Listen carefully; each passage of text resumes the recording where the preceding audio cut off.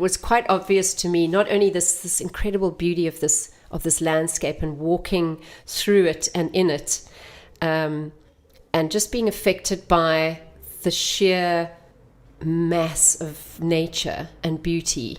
There was always this little element of the privilege of the area that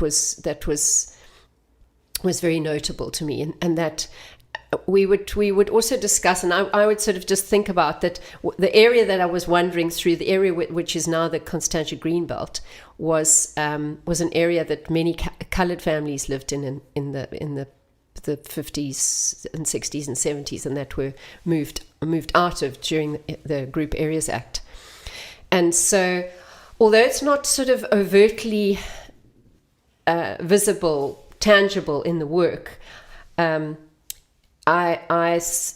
have a sort of a nod to this idea in the titles, and I was sort of thinking very much about this as I made the work. So the work is not just about trying to capture the beauty of the landscape, but there's a sort of an airiness, a darkness, an underlying darkness in each of these large watercolor pieces. This is now image 8. Image 8, and it's called Degrees of Separation, and it's really just these sort of monumental trees, but there's a shadow. There's a shadow that lurks sort of within this sort of beautiful scene as well.